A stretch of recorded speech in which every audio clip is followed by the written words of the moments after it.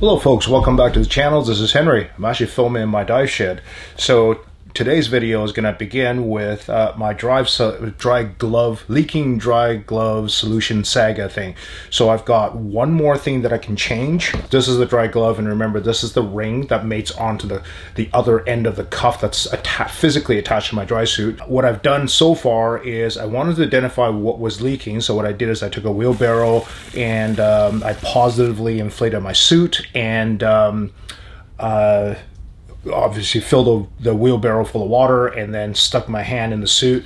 So I watched bubbles coming out of here. So if at first I thought it was just the O-ring, so I went and got a new O-ring for this. In fact, the O-ring store gave me like a whole bunch of new O-rings here, and but then I found out that wasn't it. So I ended up with new gloves. So what I normally use is these chemical gloves from Canadian Tire, which then I changed to a new set. That didn't work, so I went and got another one, and I just ordered another pair of, you can see there's different color. I got this off Amazon. Again, these are just PVC coated chemical gloves from Amazon, and the leak was so little that the last video that you guys watched, I actually couldn't tell that my hand was wet. After I got out of the dive, this portion of my sleeve from about here to here was wet, and then this hand inside the glove itself was wet. It was so, in other words, it was leaking, it was seeping so slowly that my body heat was able to keep up with the cold water. And remember, Cultus Lake, that was 4 degrees.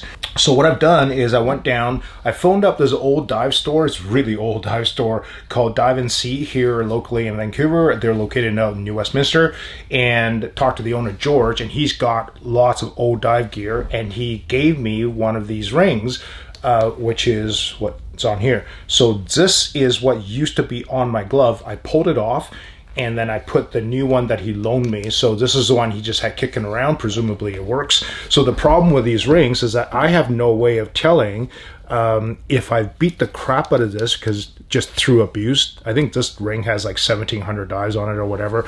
And just through abuse that I've nicked or made an imperfection on here so that it leaks a little bit. I have no way of telling. So what I've done here is I just dropped a new ring on here. I'm going to go for a dive in the next shortly. This is the beginning of that dive, so I'm going to relocate and obviously go for a dive and then see what happens. All right, see you over the lake. Hey, welcome back to the lake, everybody. It is absolutely gorgeous out here. I'm at the side of Sasma Lake, and I am going to head down and test my glove first. All right, let's see how this works. Okay, so I'm wearing two different gloves. My right hand is not leaking, so I'm just going to use the Cytec glove system. But on my left hand, I'm going to use the standard old marigolds, which is what all the tech divers use around here. The reason I don't like marigolds is because I beat the crap out of them and they leak randomly. So this is how marigolds work, and my hand had stayed dried when I just dove with marigolds the one time. And so this is what I'm doing. Just these marigolds are basically like almost like dishwashing gloves, but a tiny bit heavier duty, almost. And yeah, they just pull over the dry cuff ring like that, and my hand stays dry. But because they're dishwashing glove style, they get damaged very easily. Right, so as opposed to my right hand, I'm just going to use, oh, that lady is loud, good God, these Cytec rings. This one isn't leaking, so I'll just use this on my right hand. And you can see here, they are a press fit. There's an O-ring on here. And then to get it off, I spin the ring. So there you go, two different gloves. Man, I was so happy to get in the water. There was this man and this woman, and the woman was kind of yelling at the guy on the beach. There was nobody else around. It was just me and those two, and she was yelling at the guy, and it was just so loud and so toxic that I was pretty happy to get in the water. Anyway, you can see here, water's looking pretty cool, pretty clear. Ooh, happy birthday.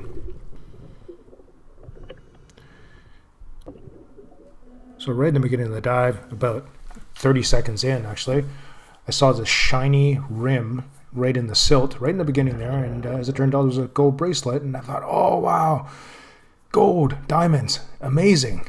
And I was thinking, man, I better not lose this thing. This lake is definitely scooter territory. The garbage is so spread out. People, I've never been there during the summertime because I can't be bothered, but I'm pretty sure people kind of bring their floaty, just like a cat lake. They're going to do their floaty thing, and they float everywhere, and they have their drinks with them. So they end up losing things like sunglasses and phones, and that was a scrunchie that you saw me pick up, your sunglasses. And they're kind of like all over the place in front of the main beach, so it's very difficult to just be concentrated in one area. So this lake is definitely scooter territory. If you note here, my onion bag has fallen apart, and so I decided after a few minutes to bring out a second bag and shove the contents of the first bag into the new bag that didn't have a tear in it. I didn't notice it, and of course, as I'm doing it right here. So that's the sound of disappointment for Henry, because now you can see here in the video actually all of the stuff is now that I've collected is now laying on the bottom, and it's not so much that I have to pick them up. It's that, as you can see, once I start picking things up, I start to create a silt cloud, and I don't know if I got everything. I'm kind of assuming I did, but I don't know that I did. Oh well, it is what it is. Every time I pick up a sundress or sort of a sun shirt, I guess I have no idea what that's called, but I always wonder, like, how did that fall off you? Like, you were wearing it. Anyway, scootering along, picking up more beer cans and so on. Again, this stuff is so spread out. This lake here is a very good example of how I use my own silt trail to track where I am. I am taking the compass bearing, so I'm doing 180 degrees out, and then I'll do left turns or right turns, but I'm generally doing a 180 degree out, and then of course 0 degree back. This point here, right away I noticed, because I can hear it, I realized I've snagged fishing line. That was so annoying. And pulled it out, and I realized, nope, there's way more in there. So it's all caught in my prop. I pulled out as much as I could just to get going, but this is something I have to do back in the dive shop there, because I have to actually remove the prop, and because it's all spun into the drive shaft. So that's not something I can repair underwater. Got out what I could. It was still moving, so that's fine.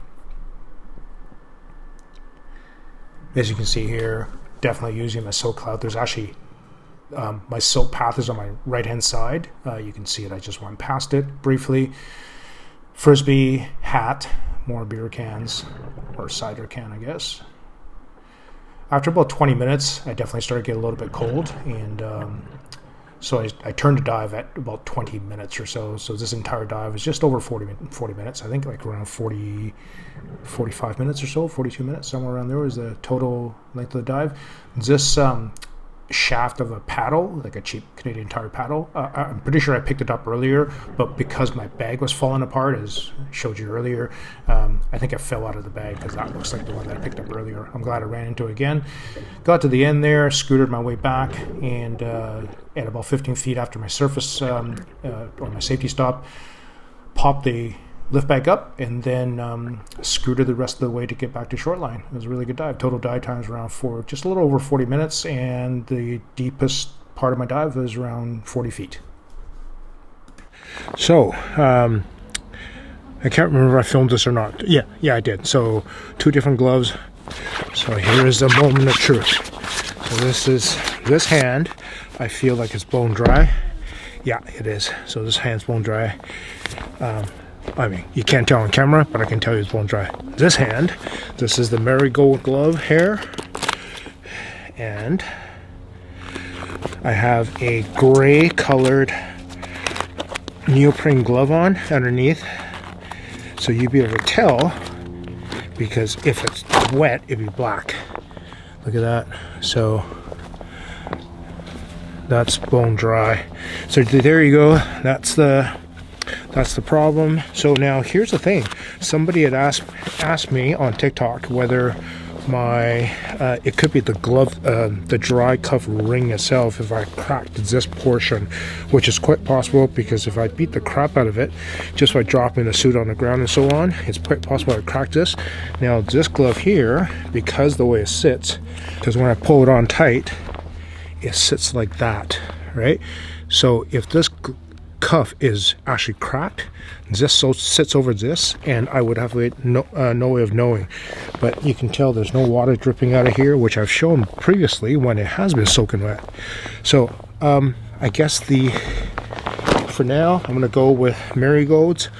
The final step to solution solving this issue is Cytec, the guys that make this cuff and this ring. They actually have a pull over glove that's made out of this material, but this portion is latex. I'm going to order those. Super expensive, 120 bucks, but that'll solve my problem. Okay, let me get out of this and I'll go show you the stuff that I got.